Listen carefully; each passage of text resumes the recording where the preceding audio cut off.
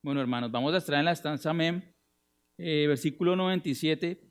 Y voy a volver a leer nuevamente, hermanos. Voy a leerla desde la versión Biblia de las Américas, por favor, para que me acompañen. Salmo 119, versículo 97. Cuánto amo tu ley. Todo el día es ella mi meditación. Tus mandamientos me hacen más sabio que mis enemigos, porque son míos para siempre. Tengo más discernimiento que todos mis maestros, porque tus testimonios son mi meditación. Entiendo más que los ancianos, porque tus preceptos he guardado. De todo mal camino he refrenado mis pies para guardar tu palabra. No me he desviado de tus ordenanzas, porque tú me has enseñado. Cuán dulces son a mi paladar tus palabras, más que la miel a mi boca. De tus preceptos recibo entendimiento. Por tanto, aborrezco todo camino de mentira. Hermanos, qué estrofa tan preciosa, tan bonita esta estrofa, y como decía el pastor al inicio, es una estrofa que muchos de nosotros seguramente tenemos en mente, hemos pasado ahí alguna vez cuando el salmista dice, cuánto amo tu ley. Y recordando un poquito acerca del Salmo 19, recordemos acerca de qué se trata el Salmo 19. Y recordemos que el Salmo 119 es la mayor obra de la poesía hebrea. Es la mayor poesía que existe en el idioma hebreo.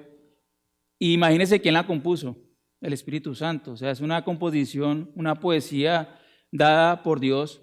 Y acuérdense, los que han estado en este estudio, que corresponde a un acróstico, que es un acróstico. Espero que ya muchos de ustedes sepan que es un acróstico, pero lo voy a repetir si alguien es la primera vez que viene a una enseñanza de Salmo 119, es que el acróstico significa que el autor, que no sabemos quién escribió este salmo, no sabemos quién lo escribió, hay muchos candidatos, tomó las 22 letras del alfabeto hebreo y con cada una de las letras compuso una estrofa, como ustedes pueden ver en la Biblia.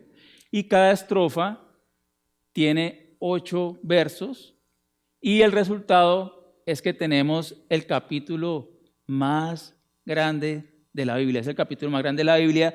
¿Y de qué se trata este salmo? ¿De qué se trata el Salmo 119? Este salmo se trata acerca de la palabra de Dios.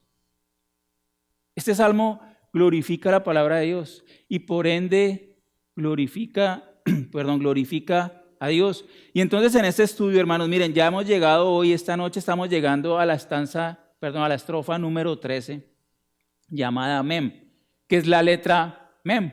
Y la letra Mem en hebreo se pronuncia como la M de nosotros, como la M de mamá. Y es como un circulito así con una rayita, y la minúscula es como un triangulito redondeado. Entonces es la letra Mem. Y aquí el salmista, todas las frases, todos los versos inician con esta palabra en el idioma hebreo. Ahora, esta estrofa es particular, hermanos, porque el salmista, a diferencia de otras estrofas, no hace ninguna súplica a Dios. Usted mira todas las 8 líneas de la estrofa, no hay ninguna súplica. No hay ninguna súplica a Dios. Y por eso se dice que es una estrofa, voy a usar un término técnico, doxológica. ¿Sabe qué significa doxológica? Que apunta, exalta la gloria de Dios. Eso significa doxología, es apuntar, es una manifestación de alabanza que exalta la gloria única de Dios, porque la gloria es de Dios y Él no la comparte con nadie. Entonces, en esta estrofa, en estos 8 versículos, Él alaba a Dios y alaba su palabra. Alaba a Dios y alaba su palabra, centrando su alabanza en un pensamiento. ¿Y saben en qué? En que él confesaba que él amaba la palabra de Dios. Y dice, cuánto amo tu ley. Él amaba la palabra de Dios. Hermanos, y esto podría sonar abstracto. Si usted le dice a un incrédulo, ¿cómo así que usted ama la Biblia? No le va a entender, puede sonar abstracto. ¿Cómo alguien puede decir que ama la palabra de Dios? Alguien podría decirle, ¿sabe qué? Yo le entiendo que usted ame a Dios, pero a su palabra, pero ¿cómo entendemos esto? Lo que hemos visto en este salmo Y quiero que esto nos quede claro porque lo que nos muestra la palabra es que Dios y su palabra son inseparables. O sea, yo no puedo separar a Dios de su palabra. Si una persona no tiene una relación con la palabra de Dios, no tiene ninguna relación con Dios. Y si una persona tiene una relación con Dios, entonces tiene una relación con la palabra de Dios. Y más aún, como dice el salmista, yo no puedo decir que amo a Dios si no amo su palabra. No puedo decir que amo a Dios si no amo su palabra. Y en esta estrofa, el salmista abre su corazón. Recordemos cuál era el contexto. Él abre su corazón en medio de una inmensa aflicción y tribulación que estaba teniendo por su fe.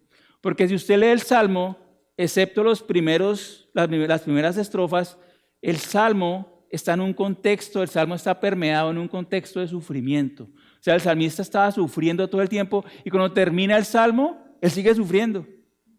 Él sigue sufriendo. O sea, no es como que el salmista sube y baja, vienen buenas y malas como son nuestras vidas, sino el salmista todo el tiempo está en sufrimiento.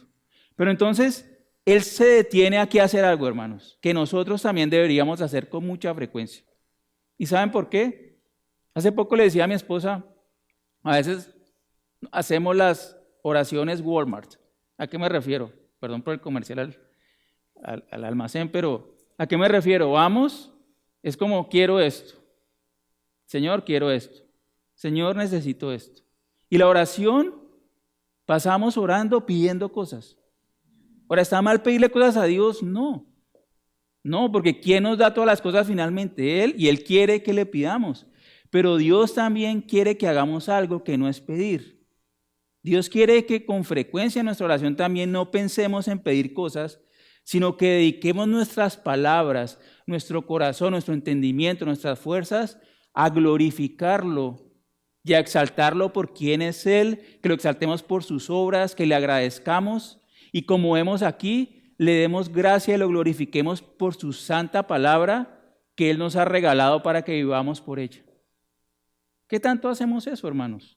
Es una buena pregunta para todos nosotros. Si tenemos esa oración que solo pide y pide, pero no agradece, no reconoce la gloria de Dios. Y por eso es necesario que nuestras oraciones también tengan este componente, hermanos.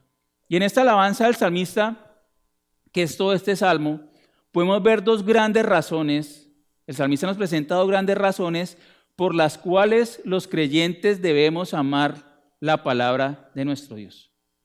Dos grandes razones por las cuales nosotros, los creyentes, debemos amar la palabra de nuestro Dios. Y es por ello que el título hoy de este mensaje es ¿por qué amar la palabra de Dios? ¿Por qué amar la palabra de Dios? El salmista nos va a mostrar aquí por qué, nos va a dar razones de por qué amamos y debemos amar la palabra de Dios. ¿Y cómo lo hace el salmista? Lo hace luego de hacer una excelsa declaración de alabanza a la palabra de Dios en el versículo 97, como leímos.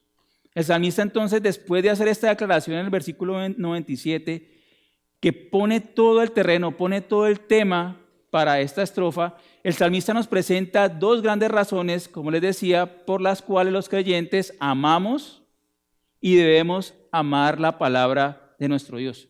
¿Cuál es la primera gran razón? Esa primera gran razón la vemos en los versículos 98 al 100, y la primera gran razón es porque la palabra de Dios es el mejor maestro. La palabra de Dios es el mejor maestro. Es un maestro insuperable. Y la segunda razón es porque la palabra de Dios nos santifica. La palabra de Dios nos santifica y eso lo vemos en los versículos 101 a 104. Entonces, iniciemos con el versículo 97, cómo abre el salmista esta estrofa. Leámoslo nuevamente. Cuánto amo tu ley, todo el día es ella mi meditación. Inicia con una profunda expresión de alabanza por Dios y su palabra. Dice, cuánto amo tu ley. Cuánto amo tu ley. El salmista previamente ya nos había hablado de su amor por la palabra de Dios. Vamos allí más atrás al versículo 47 y 48 de este salmo. Lo que dice el salmista. Y me deleitaré en tus mandamientos, los cuales amo, Versículo 48, levantaré mis manos a tus mandamientos, los cuales amo, y meditaré en tus estatutos. Él ya había declarado que amaba la palabra de Dios, pero aquí nos va a decir por qué ama la palabra de Dios. Él aquí en esta estrofa abre su corazón y glorifica a Dios y su palabra diciendo cuánto amo tu ley. ¿Alguna vez usted ha dicho, Dios, cuánto amo a tu palabra? ¿Alguna vez usted ha dicho, Señor, yo no podría vivir sin tu palabra? ¿Alguna vez usted ha pensado, Señor, si me quitan la Biblia, yo prefiero morirme? Si no lo ha pensado, es bueno que lo piense y medite por qué no lo ha pensado así. ¿Cómo se sentiría usted si le quitan la Biblia? ¿Cómo se sentiría usted si no tiene una Biblia? Si la arrebataran, ¿qué sentiría usted? Es una buena prueba para el corazón. Y diríamos, yo no quiero vivir sin la Biblia. ¿Cuánto amo tu ley? El salmista amaba tanto la Biblia que esta expresión lo que está diciendo es que él no encontraba palabras suficientes para expresar lo profundo de su amor por la palabra. Es decir, no hay palabras para decirte, oh Dios, cuánto amo tu palabra. Y como la amo tanto, todo el día es ella mi meditación. ¿Qué significa esto? No significa que durante la luz del día él medita en la palabra y en la noche se va a ver películas. No. Ustedes entienden las figuras del lenguaje, ¿cierto? Todos entendemos. Lo que está diciendo es que él continuamente no podía sino pensar todo el tiempo en la palabra. Era su obsesión. Continuamente estaba pensando en la palabra de Dios. Permanecía en la palabra de Dios. O sea, él vivía bautizado, sumergido en la palabra de Dios. Él vivía metido en la palabra de Dios. Meditaba todo el tiempo acerca de la ley de Dios. ¿Por qué la ley de Dios? Porque el salmista usa el término ley de Dios porque es un término empleado en el Antiguo Testamento para referirse a la totalidad de la palabra escrita de nuestro Señor. Cuando dice tu ley, es toda la instrucción de Dios. Es todo lo que él tenía escrito hasta ese momento, que no sabemos exactamente qué estaba escrito, pero el cuerpo escrito de palabra era lo que él estaba haciendo referencia. Pero antes de seguir, hermanos, es necesario que entendamos qué significa meditar. Porque recuerden que esto se escribió en hebreo hace muchos años, muchos siglos, y meditar en hebreo significaba una cosa y ahora meditar significa otra. Incluso afuera de la iglesia y dentro de la iglesia, y por eso vamos a clarificar un poco, diciendo primero lo que no significa y después lo que sí significa. Hoy en el mundo se piensa que meditar es poner la mente en blanco y vaciarse de todo pensamiento. Y algunos dicen,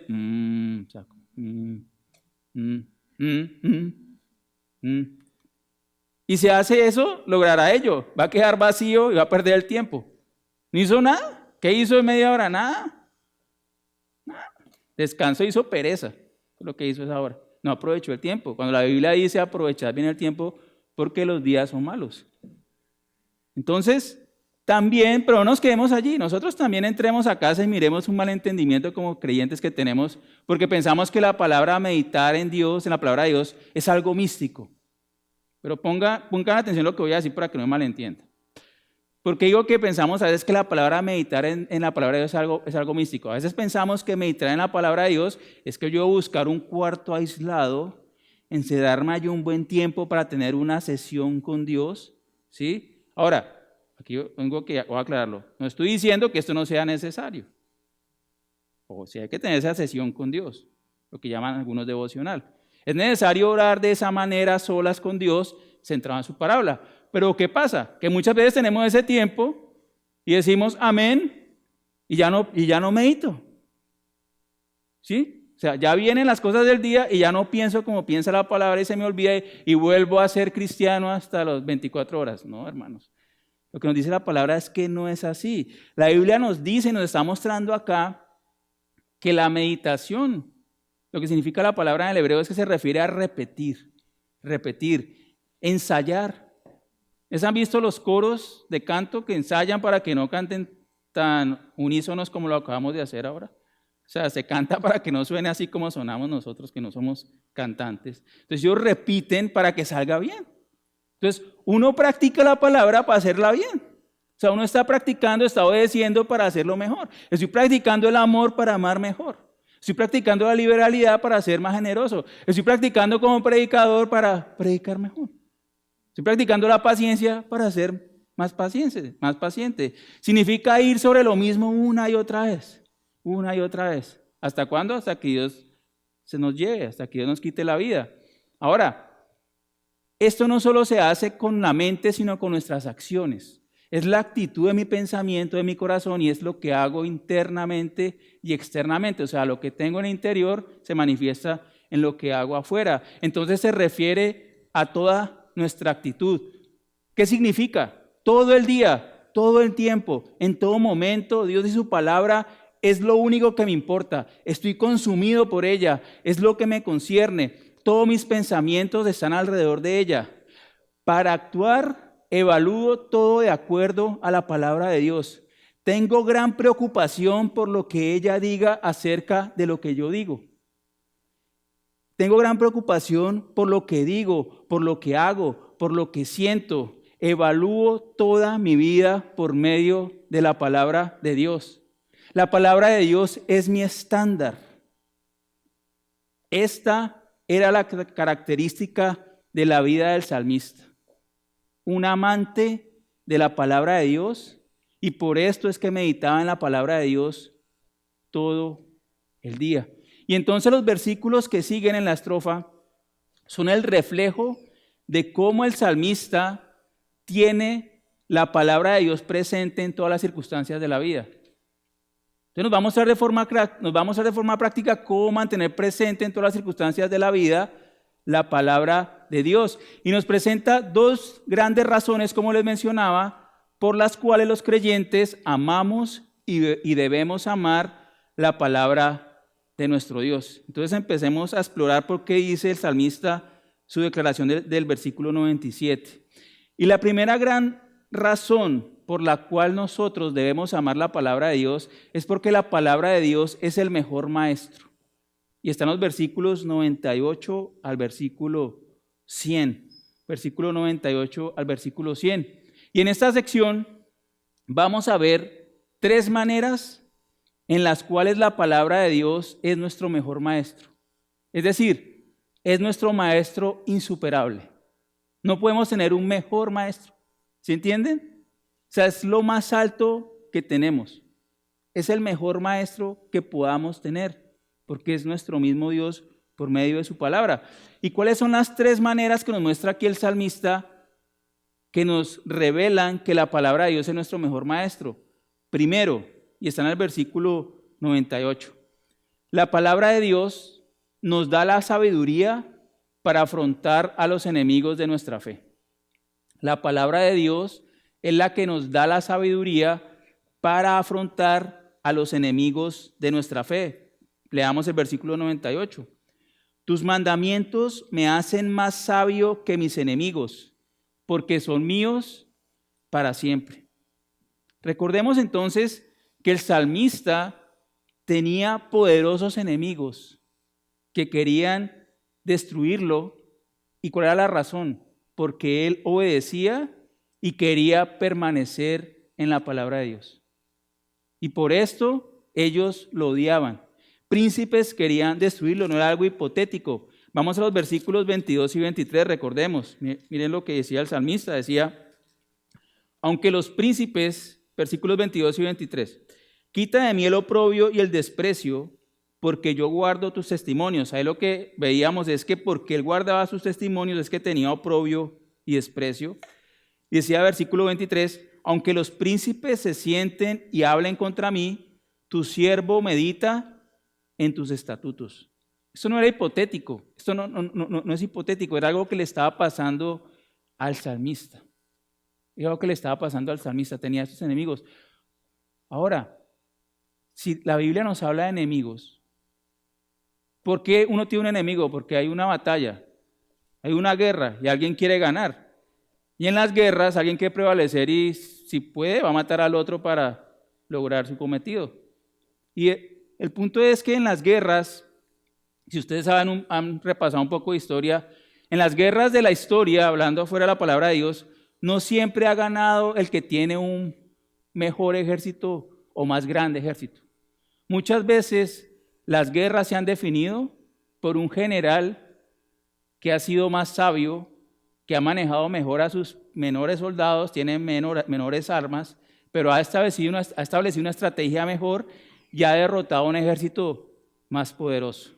Entonces, es importante la sabiduría para derrotar a los enemigos. Y nosotros tenemos la mejor sabiduría, vamos a ver más adelante. Ahora, los enemigos del salmista, ¿qué tenían? ¿Qué sabiduría tenían?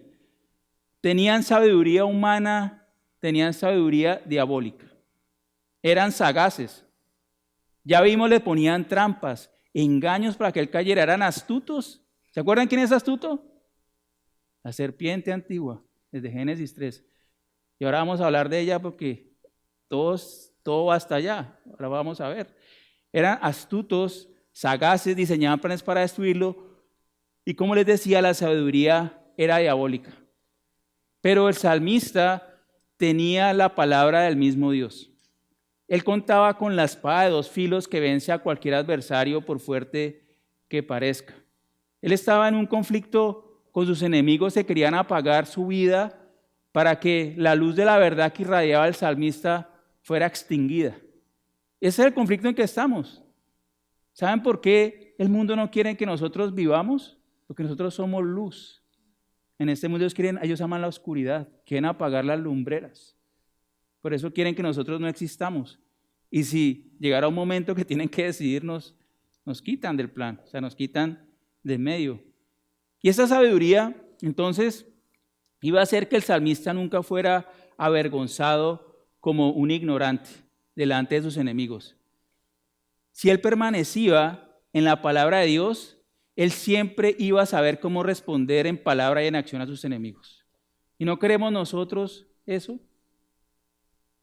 Necesitamos sabiduría para saber qué responder. A veces no debernos responder nada. A veces uno quedarse callado. A veces uno tiene que aguantarse media hora que lo calumnien, que lo traten mal y dejarlos. O sea, hay que ponerle otra mejilla. Y a veces hay que saber qué hacer. A veces tengo que huir. Necesito sabiduría. ¿Quién nos dio el mejor ejemplo? ¿Quién se imagina que nos dio el mejor ejemplo? El Señor Jesucristo. Él siempre fue más sabio que sus enemigos.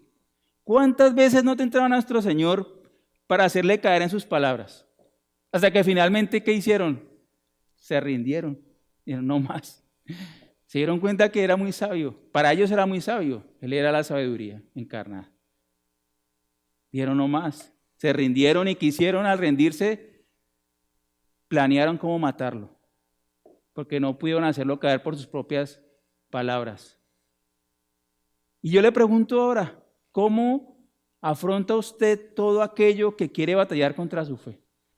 ¿Cómo está usted batallando a los enemigos de su fe? Empecemos en casa. ¿Cómo responde ante su propio pecado? ¿Usted a veces no siente que su propio pecado lo acecha para hacerlo separar de Cristo? Su mal genio, su orgullo, su egoísmo, su pereza, estoy poniendo nombres, cosas que nos pasan a todos. Su envidia. Esto me aparta del Señor. ¿Cómo respondo ante ese pecado? ¿Cómo respondo ante el desánimo, la desesperanza, el negativismo? ¿Sí? ¿Cómo nos fortalecemos ante todos estos que son enemigos de nuestra fe? ¿Cómo nos fortalecemos ante aquellos que nos atacan porque llevamos el evangelio de Jesucristo? ¿Cómo vemos? En la palabra de Dios. Porque en medio de estas aflicciones que tenemos desde nosotros mismos, con las aflicciones que tenemos de afuera, necesitamos la sabiduría de Dios que viene ¿por dónde? Solamente por medio de la palabra de Dios. Si nos quedamos quietos en el sofá de la casa, Señor, ilumíname, Señor, y nunca abre la Biblia, pues se va a acordar de los versículos. No, Señor puede tener misericordia, pero ¿sé qué va a hacer? Le va a tener un versículo que usted ya leyó. Pero si usted no ha leído nada, el Espíritu no va a poder echar mano de nada. O sea, Él dijo que nos va a recordar, no que va a leer por nosotros. O sea, tenemos que leer la palabra para que el Espíritu nos la recuerde y podamos aplicarla. Podamos aplicar la palabra. Pero miremos la segunda parte del versículo 98. Dice, porque son míos para siempre. Esto es precioso. ¿Qué tan excelso es la palabra de Dios? Ustedes díganme. ¿Qué tan excelso es? ¿Y de quién es? Dios nos la dio. Es un regalo. Es un regalo de Dios para nosotros.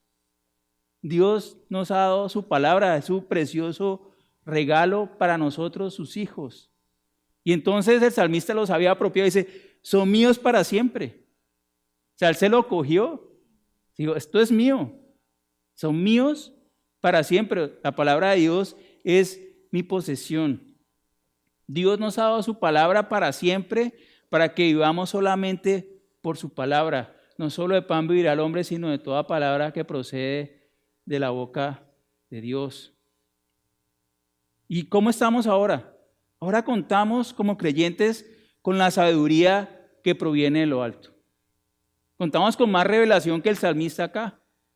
Hemos sido enseñados por la misma sabiduría que es Cristo y contamos con el poder de aquel que levantó de los muertos, porque nos lo dice la palabra, actúa a favor de nosotros. Y si permanecemos en la fe, sabemos que tenemos la victoria contra el enemigo de nuestras almas. Si permanecemos en la fe. Primera de Juan 5:4 dice, porque todo lo que es nacido de Dios vence al mundo. Y esta es la victoria que ha vencido al mundo, nuestra fe. ¿Nuestra fe en quién? En el Señor Jesucristo. Y esto nos lleva a la segunda manera en la cual la palabra de Dios es nuestro mejor maestro, es el mejor maestro que existe. Y es que la palabra de Dios da la mejor enseñanza posible. La palabra de Dios da la mejor enseñanza posible. Versículo 99. Tengo más discernimiento que todos mis maestros, porque tus testimonios son mi meditación. Son mi meditación. Me aparece una palabra discernimiento. En la Biblia de las Américas dice discernimiento. Creo que dice en Valera entendimiento. No, me parece que dice en Valera. ¿Qué es lo que está diciendo? Que tiene más que los maestros. Este término es un término muy amplio. Es un término muy amplio en las Escrituras. ¿Por qué? Miren a lo que se refiere. Se refiere a la prudencia. Se refiere a la perspicacia. Se refiere a la sabiduría. Se refiere al mismo entendimiento. Se refiere a inteligencia. Se refiere al proceso claro de pensamiento que lleva a vivir sabiamente para tener éxito en todo lo que se hace.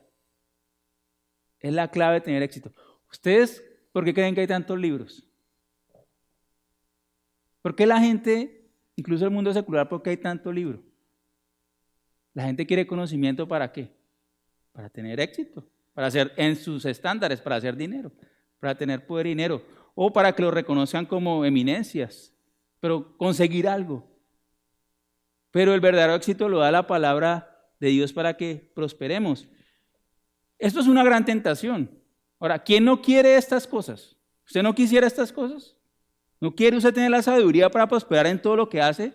¿Que no le salga ni una mal? ¿Que siempre la haga bien? ¿Que todas las transacciones que hace le salen bien? ¿Que todas sus decisiones salen bien?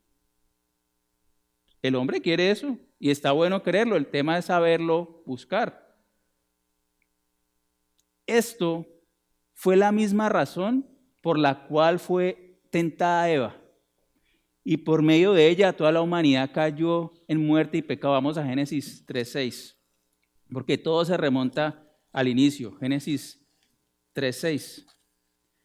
Cuando ella es tentada por la serpiente, mire la reacción de Eva, después de lo que le habló la serpiente. Dice, cuando la mujer vio que el árbol era bueno para comer y que era agradable a los ojos y que el árbol era deseable para alcanzar sabiduría. Esa expresión alcanzar sabiduría es lo que él dice, tengo más discernimiento. Es el mismo verbo, es lo mismo. Satanás le ofreció ese discernimiento, le ofreció esa sabiduría a Eva acá. ¿Qué hizo? En consecuencia, ¿qué hizo? Tomó de su fruto y comió, o sea, desobedeció a Dios. Es que el conocimiento es una gran tentación. Este es el mismo motivo de la caída, querer conocimiento, pero no el conocimiento de Dios. tomó de su fruto y comió, y dio también a su marido que estaba con ella, y él comió. Y ya sabemos lo que nos dice Pablo, por el pecado de Adán, entonces, por la transgresión de él entró el pecado, y por medio del pecado, la muerte, y hoy vemos en día a la gente muriendo. ¿Cuál era la sabiduría allí, hermanos? Obedecer a Dios, no al tentador. Y siempre que oímos otra voz diferente a la de Dios, somos faltos de discernimiento y nos portamos como necios. Nos portamos como necios. Mire, somos tan necios a veces que sabemos que eso no se debe hacer y lo hacemos. Porque nuestro pecado quiere. Digo, quiero comprarme eso. No, es que no me da el presupuesto, no es sabio. No, yo me lo voy a comprar, quiero eso. Y después está metido en problemas. Me meto en un carro y después no tengo que pagar las cuotas. Digo, es que yo quería ese carro. Y no pedí consejo porque sabía que me iban a decir que no lo hiciera. No es un patrón del que quiere hacer algo que no es conveniente, no pide consejo porque sabe que le van a decir que no. Le van a decir, no te cases con esa persona. Le van a decir, no compres eso. Te digo, mejor no pregunta. Y va, hace lo que quiere, entonces se vuelve necio. Y este verdadero discernimiento y conocimiento solo proviene de Dios. Y como acabamos de ver, es cuestión de vida o muerte. Es cuestión de vida o muerte. El mundo escucha las mentiras de Satanás y va en rumbo a la muerte y la condenación. Y solo los que escuchen la verdad de Dios por medio del Evangelio de Jesucristo como el único Salvador de los hombres, esos seremos salvos. Pero el punto del salmista acá es que miren, él dice... El salmista dice acá, dice, tengo más discernimiento que todos mis maestros. El punto del salmista es que no hay enseñanza humana que se compare a la enseñanza de Dios. Y quiero que vean acá el detalle, dice, todos mis maestros, o sea, todos mis maestros. O sea, pueden desfiliar todos los maestros y no hay ningún maestro que se compare a la enseñanza de Dios. ¿Por qué? Porque Dios es la fuente de todo el conocimiento, entendimiento y discernimiento. Y aquí empezamos a entender más cuál es el conocimiento de Dios. El conocimiento de Dios en la Escritura no es el conocimiento que nos venden afuera. El conocimiento de Dios, según la Biblia, según la palabra de Dios, no es saber algo especulativo acerca de Dios sin tener relación con Él. Yo puedo hablar de los atributos de Dios y no saber y no tener una relación con Dios. Sí, Dios es omnipotente, Dios es omnipresente, Dios sabe todo. Muchos católicos confiesan eso y no tienen problema, pero no han probado esas cosas. Es fácil confesar eso. O sea, es un conocimiento desligado, pero no, el conocimiento bíblico es un conocimiento ligado, un conocimiento de una relación con Dios. El conocimiento de Dios, según la Escritura, es conocer y entender las obras de Dios. Es conocer y entender la gracia de Dios, es conocer y entender los juicios de Dios, que son los juicios de Dios cuando Dios ha intervenido en la historia a favor de su pueblo para mostrar su gloria. Es entender cómo Él se ha acercado al hombre. Allí más adelante en Isaías 41:20 tenemos un ejemplo. Isaías 41:20. Dios es un Dios que quiere ser conocido por nosotros, que nosotros lo conozcamos para manifestar su gloria. Y cuando dice después de todo lo que va a hacer por Israel, miren lo que dice en el versículo 20, Isaías 41:20 dice, para que vean y entiendan, consideren y comprendan a una que la mano del Señor ha hecho esto, que el Santo de Israel lo ha creado. Él quiere que entendamos que Él es el autor de todo bien, que Él es el autor de todas las cosas y que Él está en control de toda la creación. Y el verdadero conocimiento, en consecuencia, apunta a Dios mismo, se refiere a Dios mismo. Este conocimiento que habla el salmista se refiere a Dios mismo, se refiere a conocer a Dios de forma personal, en una relación con Dios, tratando con Dios. Y eso es algo lógico. Solo podemos conocer a alguien por medio de tratar con Él. ¿Usted se casaría con alguien con que nunca ha tratado? Y así personas creen que se van a ir al cielo, se van a ir con Dios y nunca han tratado con Dios. Mire, se puede poner a alguien en un banquillo y dice, dígame quién es usted. Yo soy bueno, yo soy responsable, yo soy disciplinado, yo soy cristiano, yo hago esto, yo hago lo otro, tengo un PhD, tengo títulos. Y usted después de escuchar todo eso, lo puede escuchar 5 horas. ¿Usted se casaría con ese hombre o con esa mujer? ¿Por qué? Que no ha tratado con él. Entonces cuando yo estudio la Biblia así, sí, la omnipotencia de Dios, la omnipresencia de Dios, la impasibilidad de Dios. Y nos inventamos hasta cosas raras. A veces que la Biblia a veces ni dice claramente y creamos teologías a veces que nos pueden como confundir. Y no he tratado con ese Dios, es eso. No tengo relación con Dios. Tengo que vivir con Dios. Solo el estar meditando todo el tiempo en lo que Dios dice, sus testimonios. Es decir, el salmista dice, porque tus testimonios son mi meditación. ¿Por qué tenía más discernimiento? Porque tus testimonios son mi meditación. Recordemos qué significa la palabra testimonios. La palabra testimonio es un sinónimo de la palabra de Dios y significa lo que Dios dice acerca de todas las cosas. Lo que Dios dice acerca de lo que es un hombre, lo que Dios dice acerca de una mujer, lo que Dios dice acerca del matrimonio, lo que Dios dice de cómo hemos de comportarnos en el trabajo, lo que Dios dice acerca de la salvación del hombre, lo que Dios dice acerca del pecado, todo lo que Dios dice. Él meditaba en lo que Dios decía acerca de todas las cosas y eso es lo que le daba el verdadero conocimiento, sabiduría y discernimiento. Y esto viene desde antes, hermanos. Vamos a Josué un momento, ahí después del Pentateuco, vamos a Josué 1:8. Y aquí se resume todo el principio de prosperidad como consecuencia de ese discernimiento, conocimiento. Josué 1:8. Dice Josué 1:8. Este libro de la ley no se apartará de tu boca, sino que meditarás en él día y noche para que cuides de hacer todo lo que en él está escrito. Porque entonces harás prosperar tu camino y tendrás éxito. Lo que te estaba diciendo, y tendrás éxito. La única forma de tener éxito es siguiendo la palabra de Dios, guardando la palabra de Dios. Y esto nos lleva a la tercera forma en la cual la palabra de Dios es el mejor maestro que existe. Y la tercera forma o la tercera manera o realidad es que la palabra de Dios da más entendimiento que los años. La palabra de Dios da más entendimiento que los años. Leamos el versículo 100. Versículo 100. Entiendo más que los ancianos, porque tus preceptos he guardado. ¿Por qué dice los ancianos? ¿Por qué dice los ancianos? Pero antes de entrar allí en detalle, ¿a qué se refiere el salmista cuando dice entiendo más que los ancianos?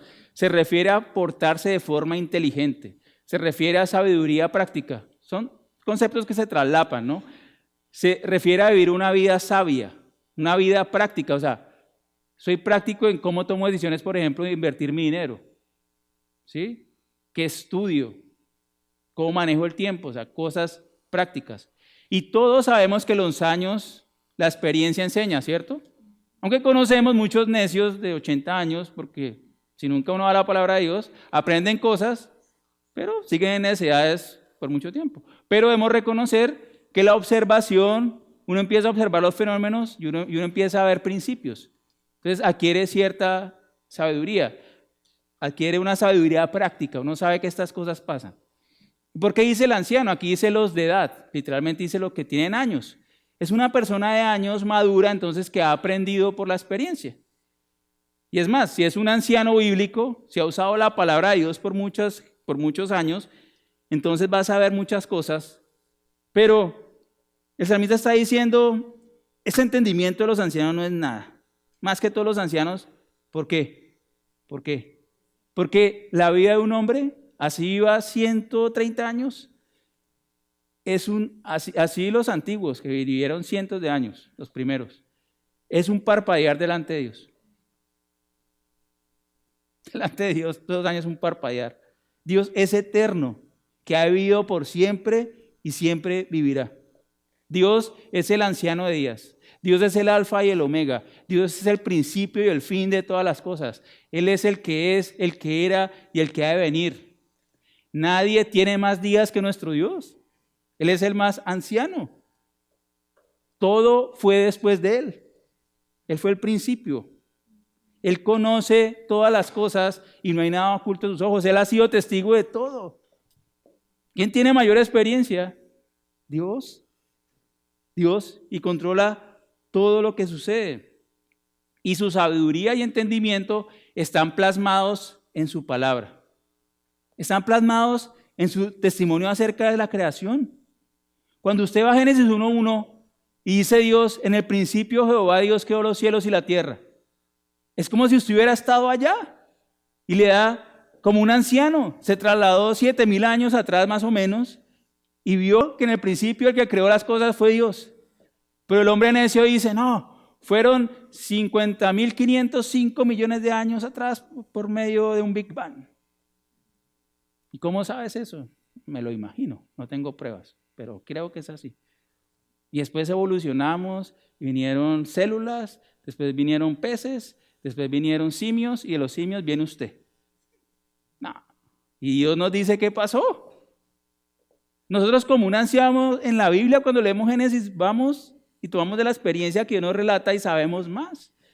Que la llamada ciencia, que muchas veces es falsa cuando no de acuerdo con la palabra de Dios, nos ha revelado acerca de su plan, de su propósito, vemos cómo Dios obra, ¿sí? Y sin embargo la Biblia nos dice que hay secretos que solo pertenecen a Él. Deuteronomio 29:29. Deuteronomio 29:29. Vamos a leerlo textualmente para no ir a hacer mala cita.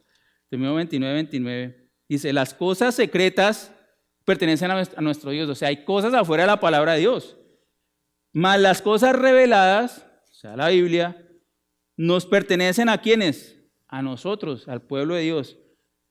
Y a nuestros hijos para siempre, a fin de que guardemos todas las palabras de esta ley. Todas las palabras de esta ley. Entonces, este conocimiento está relacionado a entender los caminos de Dios. Porque solamente Dios puede revelar sus caminos. Y precisamente en el libro de Daniel se usa mucho este verbo para mostrar que Dios le revelaba las intenciones, los planes de Dios, las visiones a Daniel y a sus amigos. Daniel 10:14, solo para mirar un versículo. Daniel 10:14. Daniel 10:14 dice,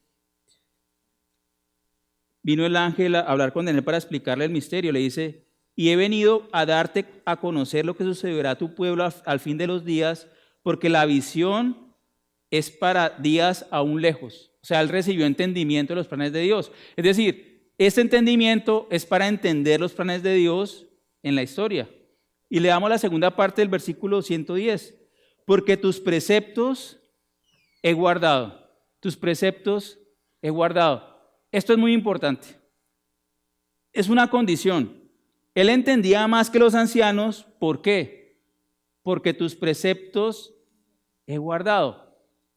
Tenía más entendimiento que los ancianos porque él obedecía a los preceptos de Dios. ¿Y qué significa la palabra precepto? Significa lo que Dios espera del hombre. Es decir, él obedecía a Dios. Y aquí debemos hacer oídos grandes y escuchar, porque esto es fundamental. La obediencia, y lo decimos una otra vez, es necesaria. No podemos evadir la obediencia. Si el salmista no hubiera obedecido, no sería más entendido que los ancianos. Si estudiamos la palabra de Dios sin obedecerla, no vamos a poder avanzar en el conocimiento de Dios y sus propósitos. Nos podemos encerrar todo el día, no dormir, ayunar, le va a leer la Biblia en 2 días y no obedezco, no amo, no hago el bien, no oro, me dedico solo a leer la Biblia, no obedezco, no avanzo. Miren Dios cómo cierra su conocimiento a la obediencia. O sea, el que no lo obedece no puede conocerlo. Dios no le va a mostrar su gloria al desobediente. Dios solo revela su gloria al obediente porque ese lo ama. Sí, meditemos en esto, hermanos. Meditemos, tenemos la palabra meditación. Meditemos en esto. Y esto, hermano, entonces nos lleva a la segunda gran razón por la cual los creyentes amamos y debemos amar la palabra de nuestro Dios. Y es que la palabra de nuestro Dios nos santifica. Ya vimos que es el mejor maestro, ahora vemos que la palabra de Dios nos santifica, está en los versículos 101 a 104. Ahora, mientras vimos que en la primera parte el salmista hizo referencia a las cosas externas, o sea, le está hablando como su interacción con el mundo exterior, sí vimos allí, vimos enemigos, maestros, ancianos, ¿no? Y él superaba a todos. Ahora en esta segunda parte nos informa acerca de los afectos del salmista. O sea, él nos va a mostrar su corazón. ¿Qué había en el corazón del salmista? Porque yo externamente puedo parecer, pero mi corazón está lejos de Dios.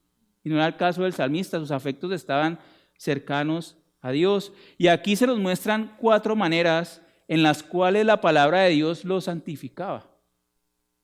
¿Cómo santificaba la palabra de Dios al salmista? Lo primero es que la palabra de Dios nos hace huir de la tentación. La palabra de Dios nos hace huir de la tentación. Versículo 101. De todo mal camino he refrenado mis pies para guardar tu palabra. El máximo propósito, la máxima meta del salmista era obedecer la palabra de Dios, era obedecer a Dios. Esto determinaba su comportamiento. Eso es un lenguaje figurativo, ilustra los actos y las acciones del salmista. Y lo que dice es que el salmista evaluaba toda situación, toda circunstancia y analizaba si ésta le podía llevar a desobedecer a Dios. Y si era así, entonces la evitaba, decía, no, freno mis pies, no voy ahí. ¿Te invitan a algún lado? ¿Y qué va en ese lado? Música fuerte, licor. No, yo no voy a tomar, pero igual, y si te ve un hermano en la iglesia, y qué tal que, y ya qué vas a ir allá, ¿sí? O sea, hay que meditar todas las cosas. Hay que meditar esas cosas que nos pueden llevar a pecar. La palabra de Dios es muy clara en decirnos que huyamos de las tentaciones. La palabra de Dios nunca nos dice que como somos tan fuertes, entonces me voy a sentar a ver la película más inmoral y yo me voy a aguantar y no voy a sentir nada. No, tengo que huir. ¿Por qué? Porque esto es parte del amor por Dios y su palabra. ¿Por qué? Porque nuestros pies, nuestros ojos, nuestros oídos son santos en Cristo, que nos compró con su sangre. Nosotros somos santos, nosotros no podemos estar en cualquier lugar. Somos el cuerpo de Cristo. Somos santos. Fuimos comprados con la sangre del Cordero. Nosotros no podemos andar en cualquier sitio malo. No nos pueden ver en cualquier sitio de mala muerte. No podemos exponernos deliberadamente a cualquier ambiente donde se promueva el pecado, donde se blasfeme a Dios, y un sitio donde no quieran conocer a Dios. Yo no voy a estar ahí. Y el salmista al final nos va a mostrar eso, nos va a mostrar cuál es la actitud contra estas cosas. Y Pablo lo ilustró muy bien en primera de Corintios 9, 23 y 27, dice, y todo lo hago por amor del evangelio, para ser partícipe de él. ¿No sabéis que los que corren en el estadio, todos en verdad corren, pero solo uno obtiene el premio? Corred de tal modo que ganéis. Y todo el que compite en los juegos se abstiene de todo. Ellos lo hacen para recibir una corona corruptible, pero nosotros una incorruptible. Por tanto, de esta manera corro, no como sin tener meta, de esta manera peleo, no como dando golpes al aire, sino que golpeo mi cuerpo y lo hago mi esclavo, no sea que, habiendo predicado a otros, yo mismo sea descalificado. Hermanos, meditemos y seamos atentos y sobrios en escoger los sitios a donde vamos, a qué nos exponemos. Como el salmista debemos cerrar toda puerta a lo que nos pueda llegar a ser una tentación y nos haga pecar contra nuestro Dios. ¿Cuál es la segunda manera en que la palabra de Dios nos santifica? La palabra de Dios nos preserva en su voluntad. La palabra de Dios nos preserva en su voluntad.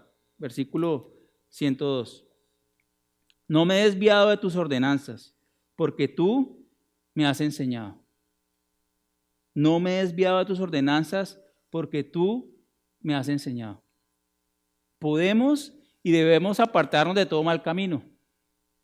Pero la causa, desde que no nos desviemos del camino de Dios y que obedezcamos a Dios, es Dios mismo.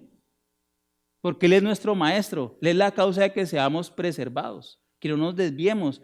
Y aquí el salmista se refiere en este salmo directamente al Señor y dice, tú me has enseñado. No dice tu palabra, dice tú. Tu palabra y tú son sinónimos. Tu palabra es tú, es Dios. Es el mismo Dios. Yo lo había enseñado, tú. Y este Desviarse tiene la connotación en el Antiguo Testamento de la apostasía, es abandonar la fe verdadera. Significa permanecer en el temor de Dios, no apartarse del temor de Dios. Dios mismo, que nos enseña, es quien nos preserva en la fe porque Él es nuestro maestro. Él es quien nos preserva en la fe porque es nuestro maestro. Miren, precioso, dice aquí en Proverbios, más adelantito ahí dice en Proverbios 2:6, miren lo que dice. Proverbios 2:6. Porque el Señor da sabiduría, de su boca vienen el conocimiento y la inteligencia. Solamente de Él viene el conocimiento y la inteligencia. Él nos enseña de forma práctica para que lo obedezcamos y permanezcamos en Él. Entonces, la única manera de sacar una buena calificación o un examen es ¿cómo? Teniendo un buen maestro y teniendo un buen libro, ¿correcto?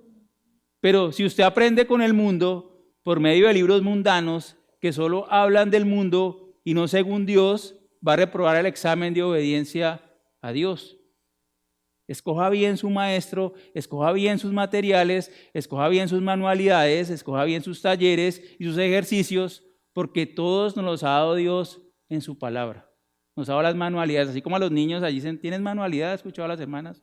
Nosotros tenemos manualidades como, obedezcan, sirva en la iglesia, ame a los hermanos, sirva. Esas son nuestras manualidades. Ejercitémonos en lo bueno, hagamos el bien en nuestra iglesia, llevemos el evangelio a los que tienen a Satanás como maestro.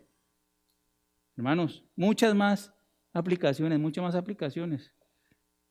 Recordemos que el Señor nos dijo, Mateo 23:8, pero vosotros no dejéis que os llamen rabí, porque uno es vuestro maestro y todos sois hermanos. Todos sois hermanos. Y ahora vamos a la tercera manera en que la palabra de Dios nos santifica. Y es que la palabra de Dios refina nuestros gustos. La palabra de Dios refina nuestros gustos. Versículo 103. Cuán dulces son a mi paladar tus palabras, más que la miel a mi boca. Esta es otra alabanza a Dios. Empezó, cuánto amo tu ley. Ahora dice, cuán dulces son a mi paladar. Nuevamente, no tiene palabras para decir qué tan dulces son a su paladar las palabras de Dios. Y nos está ilustrando, nos está informando el inmenso deleite que la palabra de Dios producía en el salmista. El inmenso deleite que la palabra de Dios producía en el salmista. Y este texto no solo se refiere al dulzor de la miel, tiene un significado más amplio. Se refiere que la palabra de Dios era en sí el mejor de los manjares para el salmista. Significa que él podía comérsela fácilmente con deleite y sin ninguna dificultad. Le era fácil comérsela, le gustaba comerse la palabra de Dios. Y siguiendo la analogía, siguiendo la ilustración, la figura que hay acá, el tener entendimiento de lo alto es el verdadero buen gusto. Es el verdadero buen gusto. Aquel que ama la palabra de Dios tiene un paladar fino. Aquel que ama la palabra de Dios tiene un paladar fino que considera delicioso lo que Dios dice y considera delicioso poner por práctica lo que Dios dice para glorificar a Dios. Ahí se deleita Él. Esa es su comida. ¿Se acuerdan que el Señor lo dijo? Yo tengo una comida que ustedes no conocen. Hacer la voluntad de aquel que me envió. El Señor Jesucristo lo dijo, hermanos. Ahora, ¿cómo está su paladar? ¿Qué le gusta? ¿En qué libro se deleita? ¿En qué pasa más su tiempo? ¿Qué videos, qué música, qué materiales son los que le gustan en comparación con la palabra? Mediten estas cosas.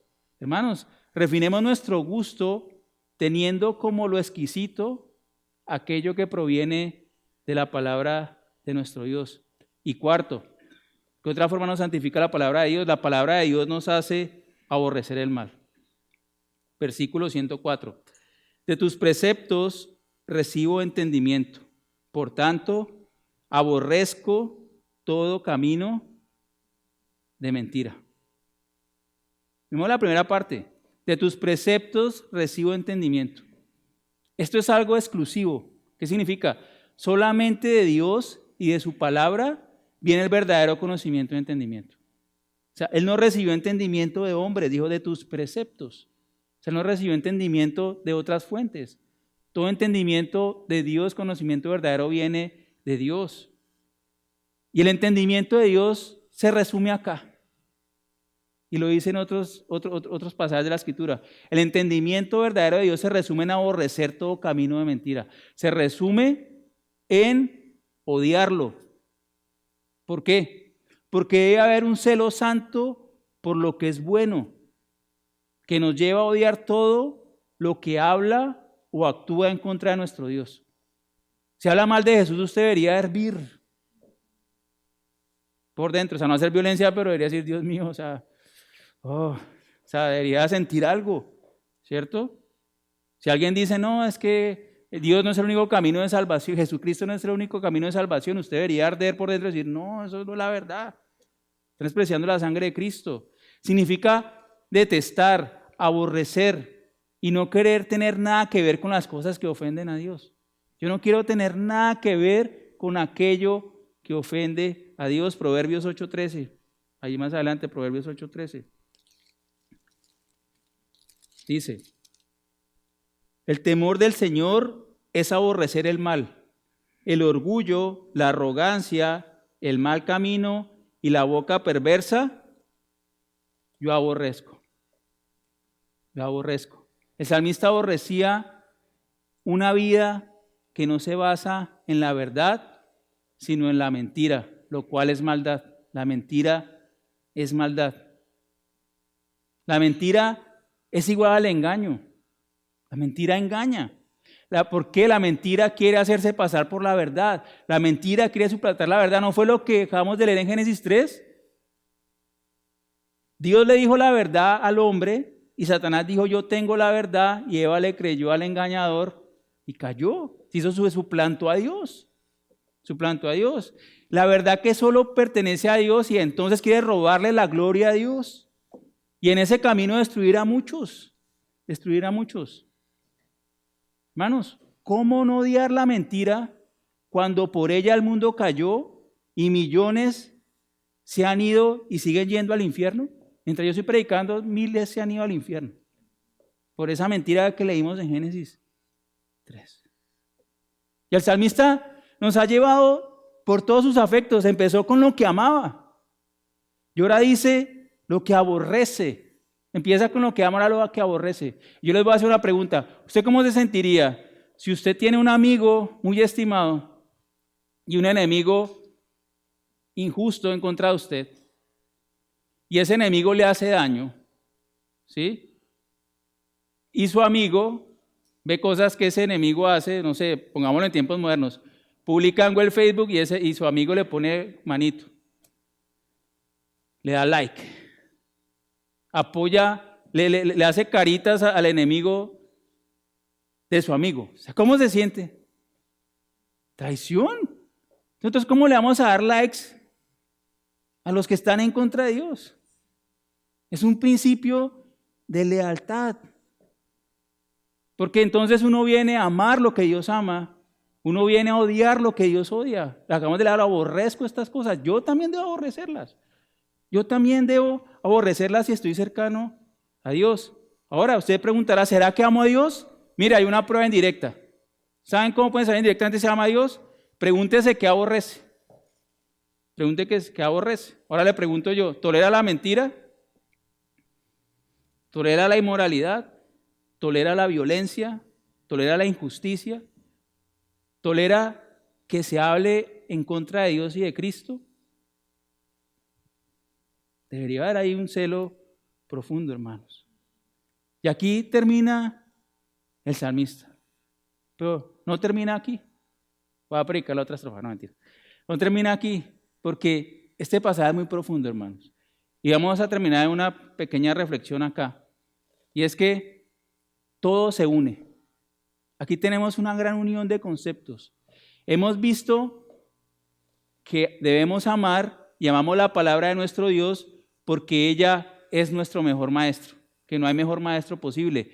Y debemos amar la palabra de Dios porque la palabra de Dios nos santifica.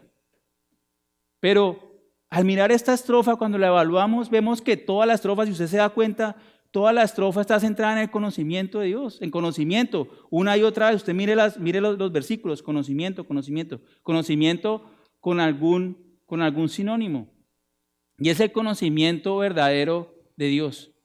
Y el salmista, ustedes no lo pueden ver en español, pero el salmista usó 4 palabras diferentes hebreas relacionadas al conocimiento y al entendimiento. Palabras que se traslapan, que se complementan, y el salmista quiere hablar del verdadero conocimiento que proviene de Dios. ¿Y saben por qué es esto?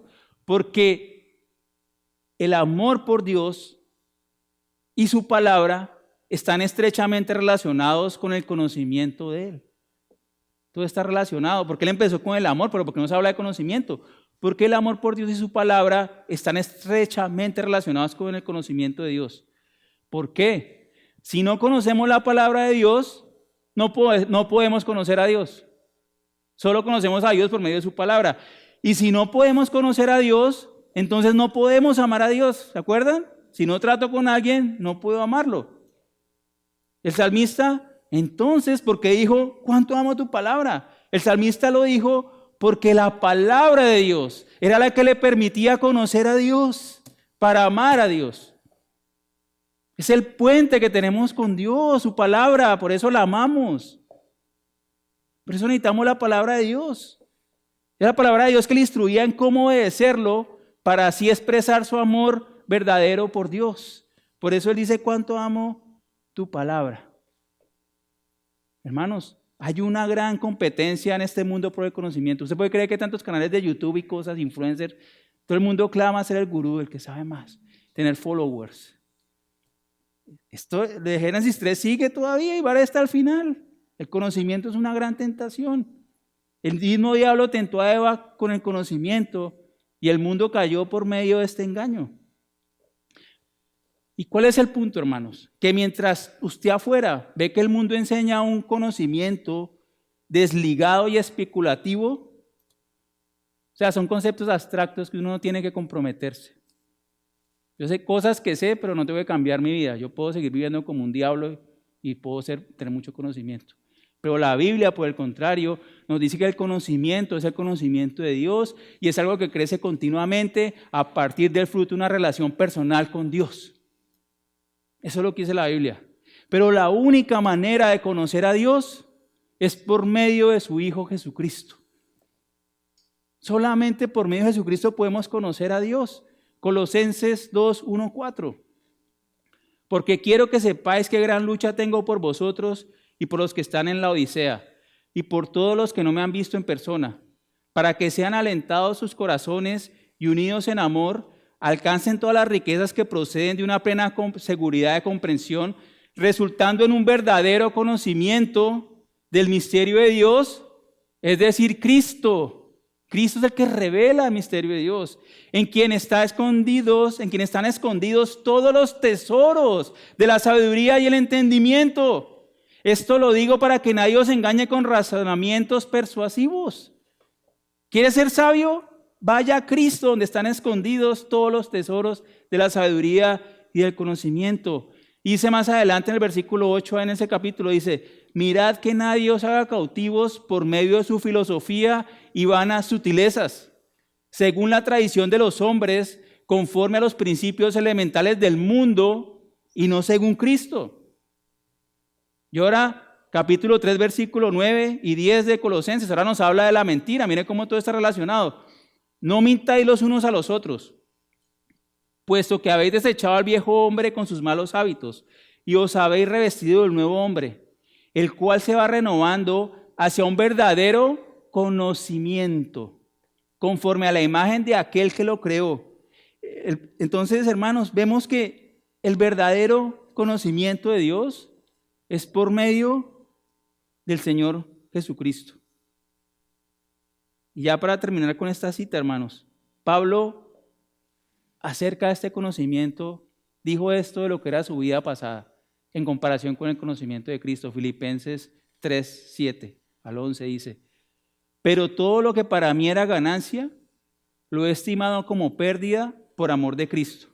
Y aún más, yo estimo como pérdida todas las cosas en vista del incomparable valor de conocer a Cristo Jesús, mi Señor, por quien lo he perdido todo, y lo considero como basura a fin de ganar a Cristo y ser hallado en Él, no teniendo mi propia justicia derivada de la ley, sino la que es por la fe en Cristo.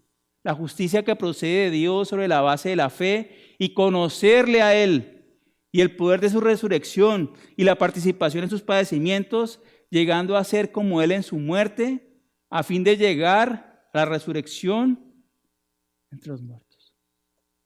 Yo le pregunto, ¿tiene usted la llave del conocimiento con usted? ¿Usted está en Cristo? Si usted no está en Cristo, es el ignorante más grande. Sin Cristo no hay conocimiento ninguno. Si usted no está en Cristo, venga hoy a Él. Arrepiéntase de sus pecados. Ponga la fe en Cristo como su Señor y Salvador. No hay otra forma. Puede leer la Biblia, va a aprendérsela. Si no cree en Jesús, se va a quedar ignorante y se va a ir al lago de fuego. Es la verdad. Cristo dijo, yo soy el camino, la verdad y la vida. Él odiaba el camino de la mentira. Jesús es el camino de la verdad. Hermanos, meditemos que solo por medio de Cristo podemos conocer mejor a nuestro Dios. Solo por medio de nuestro amado Señor Jesucristo podemos amar a Dios y amar su palabra. Oremos. Señor Padre Santo, gracias por tu preciosa revelación. Qué palabra tan excelsa, Señor. Gracias, Señor. Gracias porque nos has dado tu palabra para conocerte, Señor. Porque nos la has dado como un regalo, como decía el salmista, porque es nuestra para siempre, Señor. Porque tu palabra nos instruye, tu palabra nos enseña, tu palabra nos saca delante de nuestros enemigos. Nos enseña más que cualquier maestro, nos da más conocimiento que la experiencia, Señor. Y tu palabra nos santifica, Señor, Padre Santo. Señor, ayúdanos a obedecerte, Señor. Porque si no ponemos por obra, Señor, lo que estamos aprendiendo, si no ponemos de ahora en adelante la práctica de meditar tu palabra como hemos aprendido y cómo meditarla en estas situaciones, no estamos haciendo nada, Señor, y estamos estancados, Señor. Ayúdanos, Señor, como el salmista, a estar inmersos en tu palabra, meditando en ella día y noche, en toda circunstancia, que no haya otra realidad paralela a nuestras vidas, que la realidad de nuestra vida sea el vivir de acuerdo al estándar de tu palabra, Señor, y que así nos encuentres el día que tú nos llames, Señor. Hazlo, Señor, porque tú eres fiel, Señor. Tú eres, Señor, firme en tu promesa, Señor, por tu Espíritu, Señor. Te doy gracias, Señor. Actúa en nosotros por medio de tu palabra, Señor.